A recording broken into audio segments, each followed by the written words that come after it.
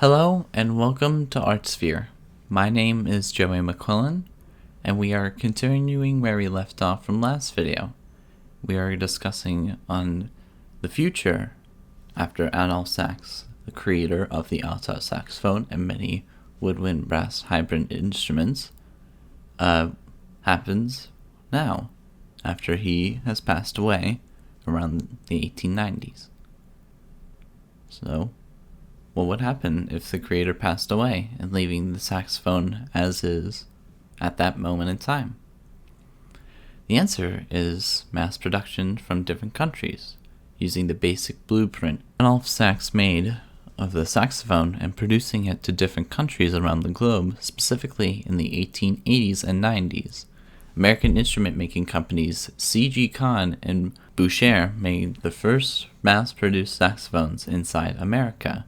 giving the saxophone a large amount of popularity and utility for the instrument, with many Americans starting to use it in many different genres and compositions of music, teaming the saxophone with many combinations of instruments, with the basic styles of music that the saxophone covered with classical and orchestral music, but the saxophone was overall used sparingly towards both musical styles, with the saxophone having a habit of taking over the song even though it's not its main part, or being secondary to a much louder and boisterous musical instrument, like many of the brass instruments the saxophone had took notes upon. But with that said, the saxophone was gaining popularity, and with more people using it for newest musical styles that were made in the 1890s, with Vaudeville being where saxophones were used a little bit more, but still being outshined by either flute or piano in most popular Vaudeville musical pieces. To give a rundown of what Vaudeville is, it's a style of music made near the early 20th century, specifically the 1890s, that gives a light, airy musical tone and giving it a cheerful experience. And another musical style gaining popularity at that time was Ragtime, which is a style of music that made the notes out of syncopation or time within the measure, or a ragtime feel.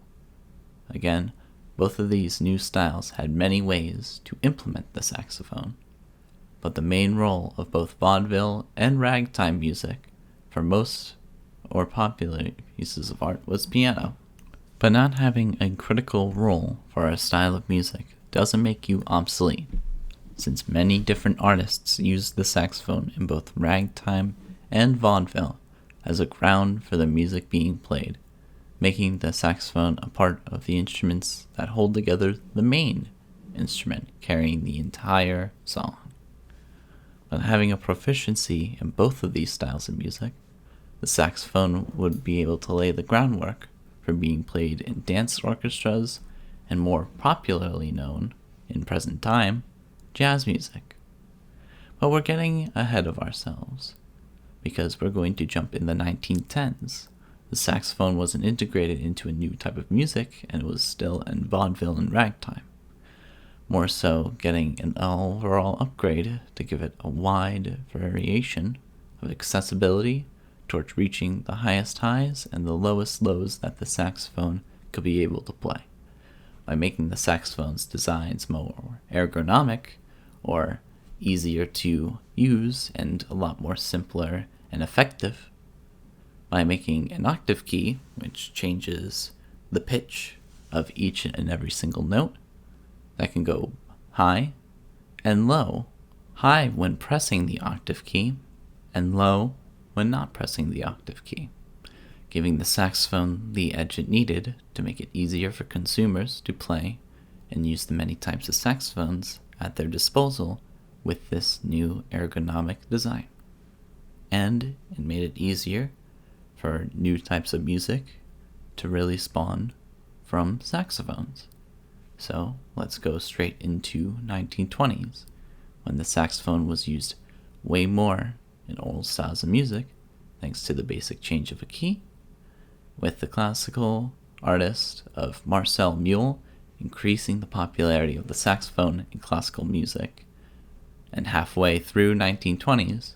The saxophone was used way more frequently in wind, classical, chamber, and orchestral bands and musical compositions because of Marcel Mule's absolute genius. With the saxophone being still an instrument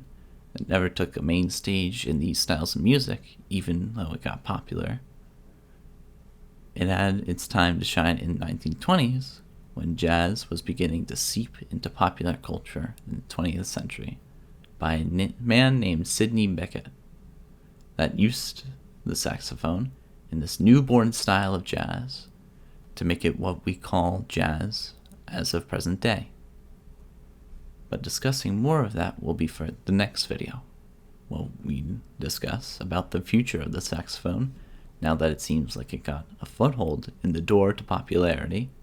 and has been given a main role in most musical songs of the jazz genre.